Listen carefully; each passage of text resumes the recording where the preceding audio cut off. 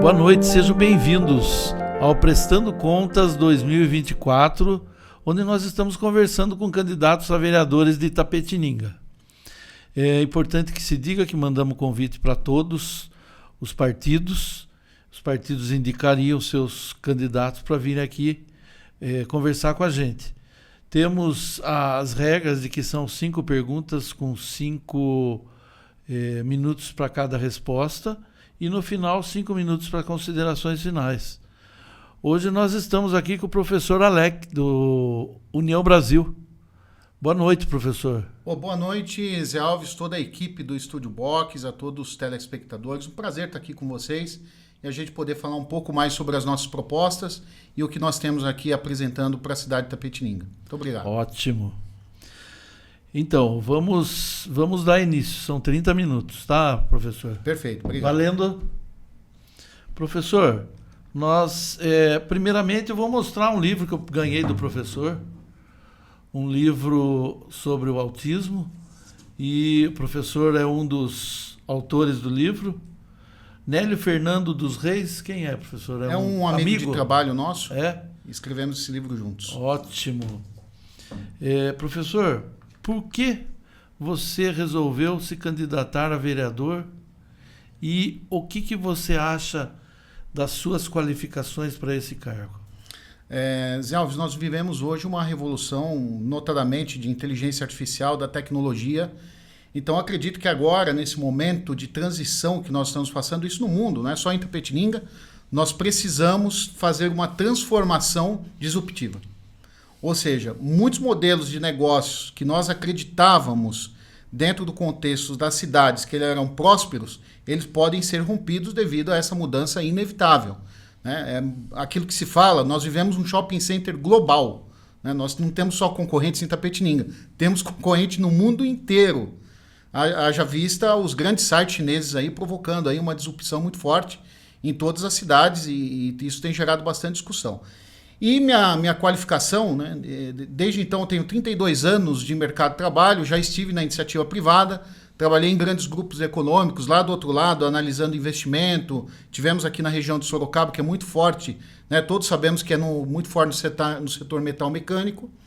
E aí essa experiência, aliada à experiência acadêmica, eu tenho mestrado na área de gestão e desenvolvimento regional, estudamos várias cidades, São Luís do Paraitinga, Cidade de Cunha, São José dos Campos, Campos do Jordão, e toda essa experiência que eu acumulei, isso me trouxe aqui uma bagagem, para que a gente pudesse oferecer, estar disponível aqui para a cidade de Itapetininga. Eu confesso para você que também gostaria de ter discutido um pouquinho mais nessa legislatura, alguns pontos que são importantes, são cruciais para a melhoria de vida das pessoas. Esse é sempre o foco principal.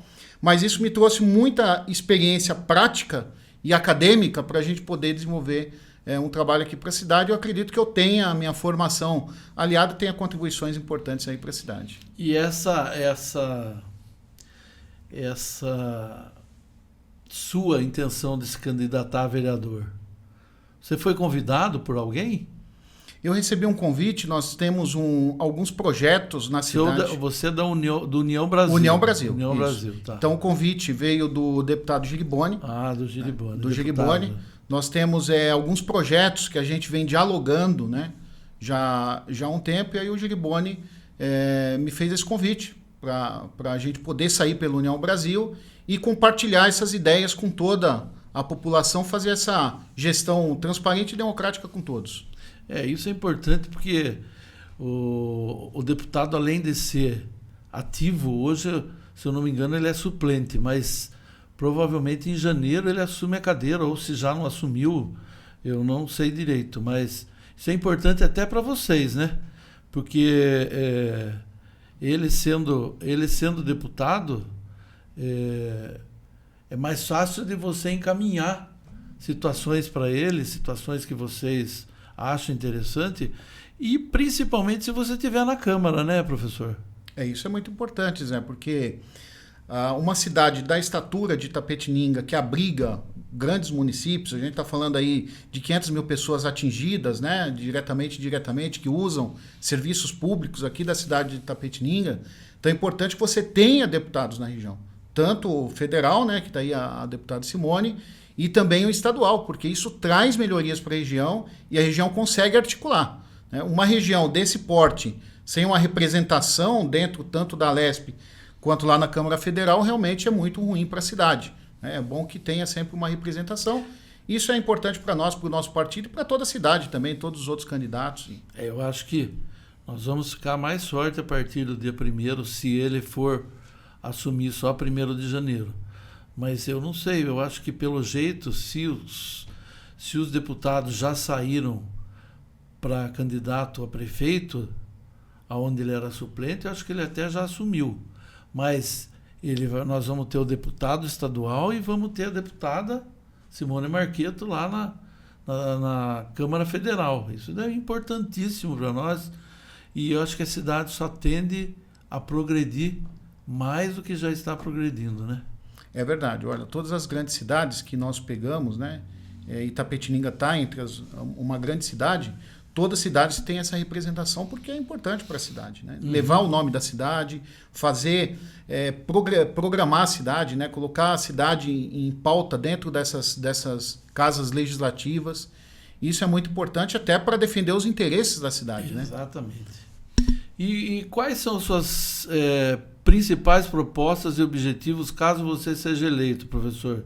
Como você pretende garantir essa transparência? São quatro principais propostas que eu estou trabalhando. Claro que tem muitas outras, são prioridades, né?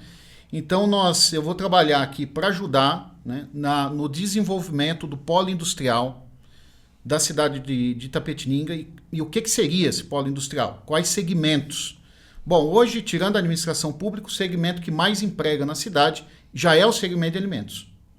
Né? Nós temos aqui grandes cidades, Marília, por exemplo, é a capital do alimento, tem grandes empresas dentro de Marília e Itapetininga tem potencial, porque nós já temos o segmento, a gente está desenvolvendo essas pessoas, a gente já tem um padrão de qualidade, enfim, ou o segmento de pet food, que é um segmento menor, né? O segmento de pet food está batendo aí na casa dos 40 bilhões, né? O segmento total de pet está faturando aí na casa de 80 bilhões e metade disso é para a ração animal. Por que isso? Porque se a gente pegar hoje, né, fazendo aqui uma análise bastante regional e científica mesmo, se nós pegarmos toda a região ela está muito focada no agronegócio. O agronegócio de Itapetininga é o setor... Nosso forte, Itapeva, Itapetininga e tudo. Então, se a gente canalizar toda essa produção e ficar aqui na região, vai ser uma coisa sensacional. E o setor de pet food não tem nenhuma cidade assim diretamente disputando ainda esse parque industrial, né? Então, acredito que está aí nas duas forças nossas. Nós já fazemos isso em Itapetininga, isso facilita bastante.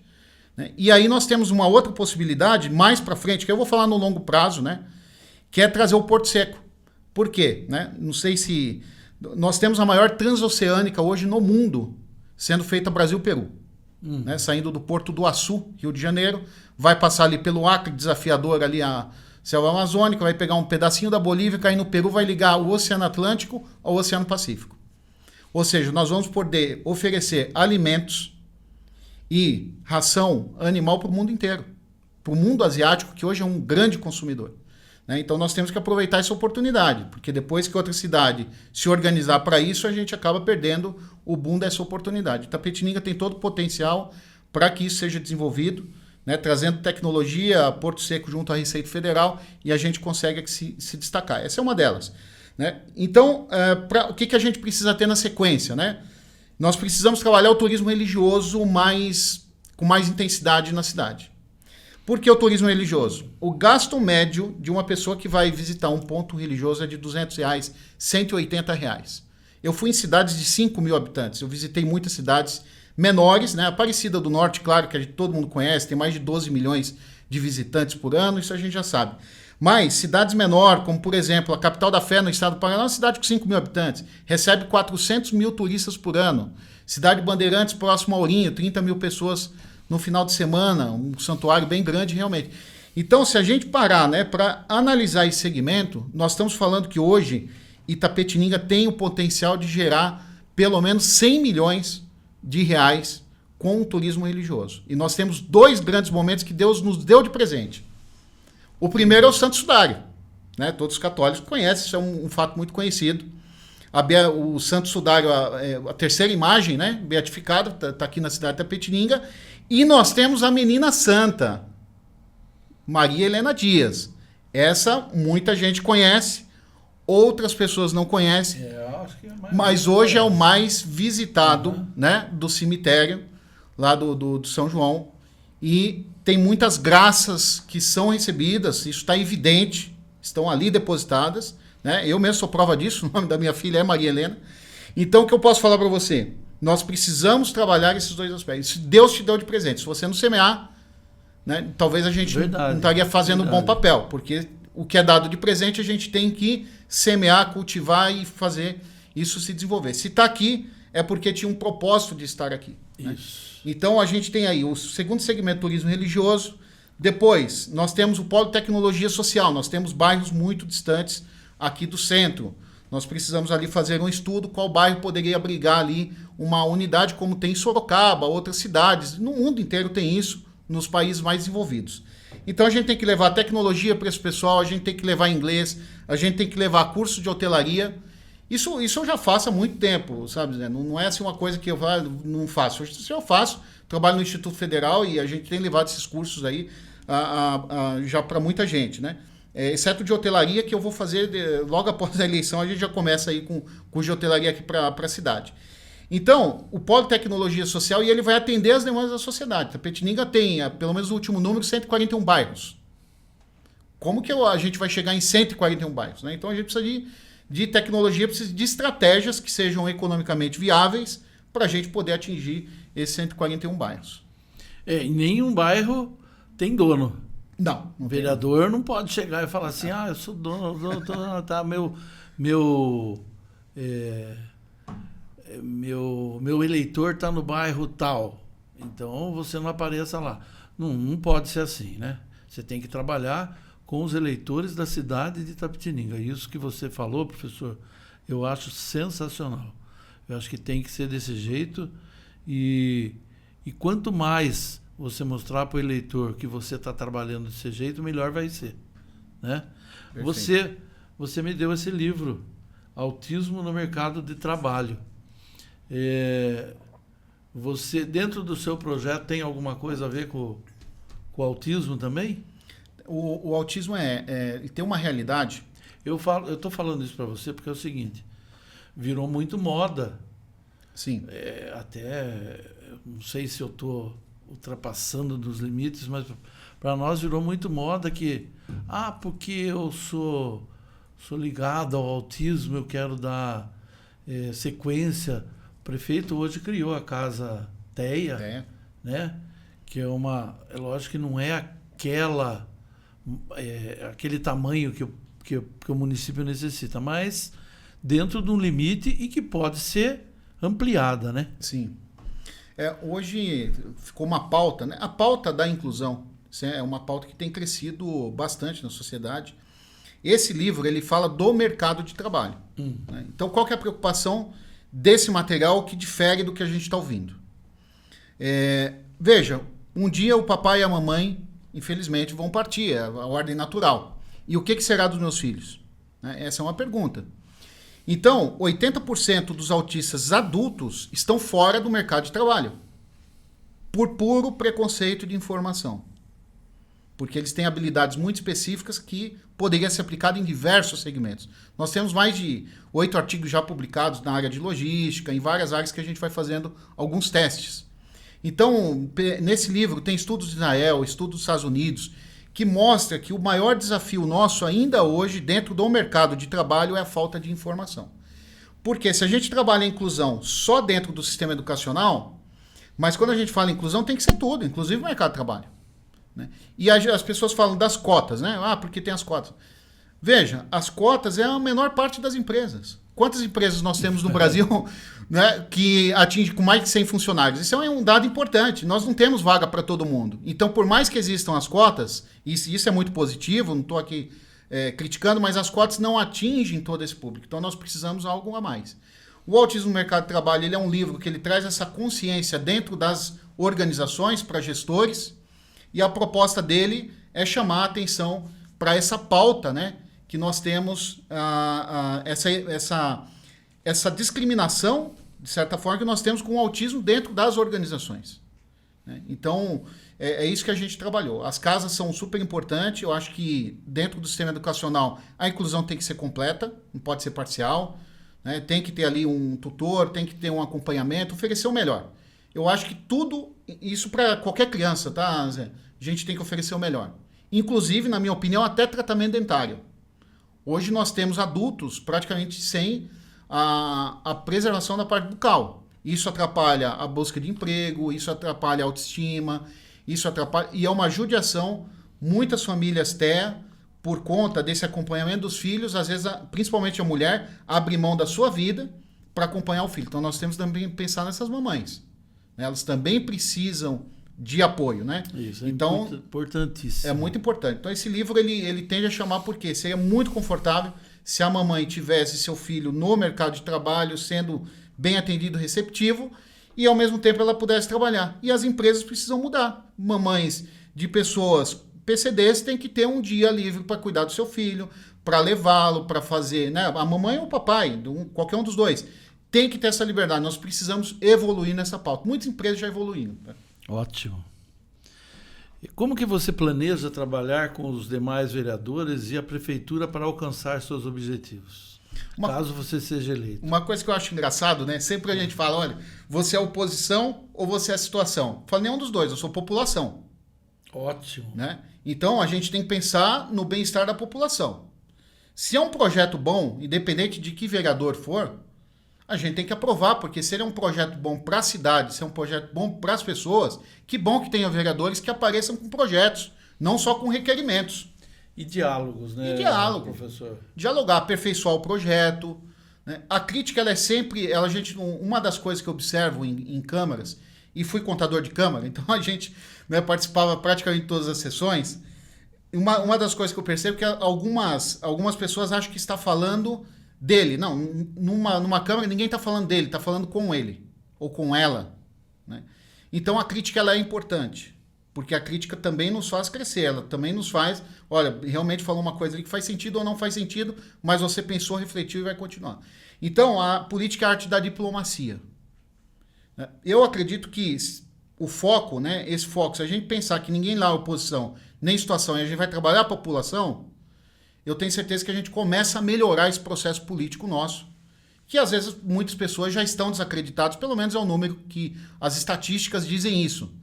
Mas não é para estar desacreditado, porque vai ter bons projetos, eu acho que vai ter coisa muito legal na cidade, né? E a cidade está abraçando alguns projetos. Nós já fizemos alguns aqui sem apoio político, não teve, todo mundo recebeu bem, não temos o que reclamar. Né? A Bienal, a primeira Bienal de Itapetininga, organizamos, veio muita gente, né? Muita gente ajudou, enfim. A cidade quer coisas muito legais, e isso é bom quando a população abraça. Quando a população abandona, não é legal, porque aí o sonho que se sonha sozinho é apenas um sonho. O sonho que se sonha junto é uma realidade. Né? O Raul Seixas já falava isso. Né? Então a gente precisa sonhar junto. Se a gente quiser, a cidade determina, ó, vamos ter o polo industrial, todos os vereadores, então a gente está sonhando juntos, isso vai virar realidade. Ele não vai ser para amanhã, mas ele vai virar realidade. Isso vai melhorar a vida das pessoas. No final é isso. Qual a nossa função na Terra? Se não for para melhorar a vida das pessoas, se relacionar com as pessoas. Praticamente a gente não teria função. Não, e o importante de tudo isso é que nós temos muitos e muitos candidatos bons nesse sentido. Então, nós temos que lembrar que não existe só aqueles que estão na Câmara hoje. Vários candidatos com suas propostas, acompanhem. A rede social é muito importante isso, tanto que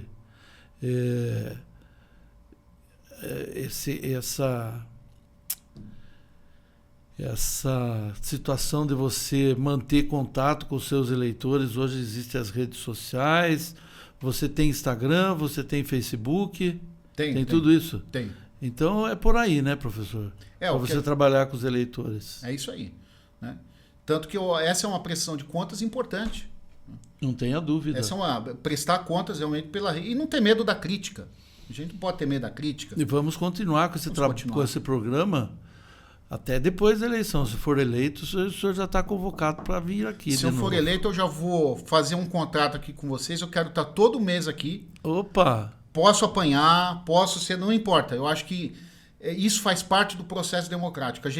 Um vereador é um representante. Ele não é. Ele representa uma população. Então, para ele representar, ele precisa ouvir.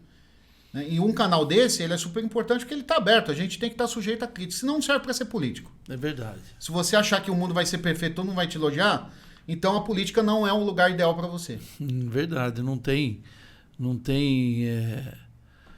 O vereador, ele está exposto para o seu eleitor. Então, fica fácil, principalmente hoje que nós temos na Câmara também, a TV Câmara, e nós temos o site de transparência da Câmara, onde você, se elegendo vereador, você vai colocar tudo lá, e isso vai ficar aberto para o seu eleitor.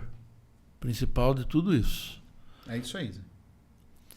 Professor, quais são seus planos para promover o desenvolvimento sustentável e o bem-estar da comunidade a longo prazo? Zé, sabe, a gente lançou um livro aqui em Itapetininga, depois eu mando para você, chamado Frases e Cartas para Itapetininga em 2030. 2030. Tivemos lá a participação das pessoas e essa é uma das cartas que nós recebemos. Nós fizemos um trabalho com a Agenda 2030, fizemos uma publicação internacional. Tá? Isso está publicado fora do Brasil. Isso a gente chama de soft power, né? Então, todo mundo acha que para vencer uma grande guerra basta apenas armas. Mas a cultura, o desenvolvimento, a cidade está limpa, está organizada, tem um sistema público que funciona, isso você promove, isso é um poder da cidade que você promove. Isso é conhecido como soft power. E assim tudo que acontece aqui é um poder, né? Transforma a cidade. E nesse livro é muito interessante essa pergunta, porque tinha muitos jovens.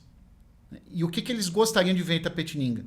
Eles gostariam desse centro histórico preservado, né? As ruas, essa magia, Campos Sales, aquela coisa.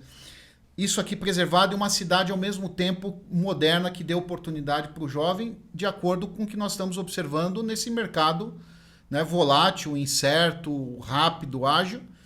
E nesse livro tem lá todos os princípios que foram elencados. Dentre eles, os principais aqui que eu vou citar para você. Quando a gente fala de sustentabilidade, a gente fala de 3 grandes coisas. Gerir bem a grana, ou seja, o gestor público tem que ter responsabilidade com o dinheiro, tem que ter responsabilidade com o meio ambiente e tem que ter responsabilidade social. Tem que fazer coisas boas para as pessoas ou terem oportunidade. Para todos terem oportunidade. Esses três eixos. Dentro desse eixo social, uma das maiores preocupações estava em relação à pobreza extrema. Né? Crianças, pessoas que não têm condições. Isso a Europa fez há muito tempo com o movimento cooperativo, que nós temos uma dificuldade imensa a fazer isso no Brasil. E principalmente aqui na região Paraná, alguns estados, é mais forte o cooperativismo, por isso que o agronegócio é essa potência. E por que você acha que lá no sul, Paraná, Santa Catarina, é uma coisa mais progressa que aqui no estado de São Paulo, para cima, entendeu? Olha, foi assim... Porque turistas não, alemães, outras raças que foram para lá? Eles já levaram essa... Se a gente for aqui na cidade de Olambra, você vai ver uma tecnologia cooperativa. Né? Um leilão reverso. Um espetáculo. Então, assim, eles trouxeram da Europa essa cultura cooperativa e se instalaram em alguns estados. Né? Alguns movimentos também de religiosos também foi muito forte, principalmente na América do Sul. Mas o Paraná, o agronegócio, até para a sobrevivência do agronegócio, e também o próprio desenvolvimento da Embrapa teve um papel muito importante, né, em toda essa questão. Se você reúne uma cooperativa, o pequeno produtor, ele tem a mesma tecnologia de um grande produtor. É o mesmo profissional. Né? O preço do pneu aqui no pequeno produtor é também do grande. Então você consegue, né, trabalhar com o pequeno e com o grande numa mesma base de trabalho, por isso que funciona. Se a gente for na Castrolanda, deve ter gente que tira lá 1.000, 2.000, 10.000, 20.000 litros de leite, mas também tem aquele pequeno. E funciona para ele. Né? Então o cooperativismo, como ele une as pessoas, né, em torno de uma causa, uma pauta única, ele fortalece o segmento. Nós não temos. Se a gente pegar o próprio Israel, os kibbutz, que é o maior orgulho de Israel, são pequenas vilas que fornecem produtos e eles moram ali com as famílias naquele sistema completamente cooperativo. Né? Se a gente parar para pensar esse modelo, ele funcionaria nos bairros rurais de Itapetininga perfeitamente, vivendo muito bem e gerando muito desenvolvimento. E isso é sustentável. Você não está agredindo o meio ambiente, você está gerindo bem o recurso da cidade e você está desenvolvendo a questão social. E melhor ainda, tá? Não sei, tem um dado interessante, só para complementar. O Japão tem 9 milhões hoje de residências vazias, largadas. Isso é cidade daria para abrigar toda a cidade do Rio de Janeiro. 9 milhões. O que está acontecendo? Os jovens não querem mais, principalmente ficar na zona rural, porque não é atrativo, e eles vão até para outros países. E aquelas residências não têm mais valor, não tem valor de aluguel, e a população está envelhecendo. Daqui a 30 anos Itapetininga vai envelhecer. É só a gente pegar a pirâmide etária de Itapetininga. E aí você vai ter a previdência dos servidores públicos. Então, todos esses aspectos de alteração, né, tanto na idade da população, nós precisamos pensar. Daqui a pouco a gente vai ter que falar em centro de atendimento de geriatria. Talvez não agora, mas olha, daqui a 10 anos a gente já precisa pensar nisso. Não sei, tomara que seja daqui a pouco. Não é verdade? Então, a Câmara ela é para olhar para esse futuro. A gente precisa olhar para isso. Uhum. Não se faz sustentabilidade olhando só para o presente. Não tem como. Porque uma árvore não planta do dia para a noite. Ela não cresce do dia para a noite. É por isso que eu coloquei a longo prazo. Longo entendeu? Prazo. Então, assim, quando a China, né, falou o plano da China para 50 anos, todo mundo ficou de boca aberta. Qual o plano do Brasil para 50 anos? Qual o plano de Itapetininga para 50 anos? A próxima política que eu vou me candidatar e eu tenho que trabalhar para ganhar a próxima, isso é ridículo. Isso não é pensar na cidade. Então, acho que é o seguinte, se a gente quiser ter uma cidade sustentável, nós precisamos também ter uma Câmara que pensa nisso. De repente, eu estou lá em janeiro, eu não sei se eu vou estar daqui a mais 4 anos. Não importa, o que importa é a gente deixar um legado. E esse legado ajuda gerações futuras. Porque nada acontece do dia para a noite, nós sabemos disso, não acontece. Então, não sei quem vai ser o próximo candidato a prefeito, quem vai ganhar, mas a gente tem que ter um projeto de cidade. E esse projeto tem que ser maior que o nome do político ou partido do político que esteja lá. Você sabe que de tudo isso que você falou, o tempo está correndo, mas só vou dar um exemplo também. Eu fui para Jaraguá do Sul, na casa do meu compadre, padrinho do meu filho, e lá, basicamente, cultura alemã. Professor, as lojas fecham, comércio, fecham às 12 horas e abrem às 16. Porque eles entendem que nesse espaço de tempo não existe movimento. E das 16 vai até às 19. Então é impressionante porque é uma mudança. Até comentei com outros candidatos que é uma mudança que eu acho que agrega à cidade todo esse problema sustentável, porque a pessoa que vai trabalhar ela está mais sossegada, mais tranquila, tem um período maior de descanso. Entendeu? Então é uma coisa que de repente você fala assim, nossa, 4 horas de descanso, não adianta, não tem ninguém. Então é um exemplo que eu estou dando. E funciona, né? Funciona. E funciona. Funciona porque está lá ainda, está funcionando. E a cidade é legal, tem uma renda legal, a cidade funciona. Espetáculo, Jaraguá. É isso que a gente tem que... Eu acho, Zé. Assim, acho não, tenho certeza, plena convicção. Nós temos condições. Itapetininga é uma cidade que tem todos os atributos para que isso seja feito. Todos os atributos. Mas eu acho que a gente precisa discutir menos... nós temos que discutir política do ponto de vista público e menos do ponto de vista individual. Porque o individual só prestigia a pessoa. O público prestigia todos. E a política é para todos. Para todos. Né? Então, se a gente não conseguir dialogar sobre isso, acho que vai ser difícil Itapetininga aproveitar esse potencial dela e a gente realmente gerar essas coisas, buscar esses segmentos aí. Bom, vamos lá, professor. Você tem 2 minutos para suas considerações finais. Infelizmente, é o tempo para todo mundo.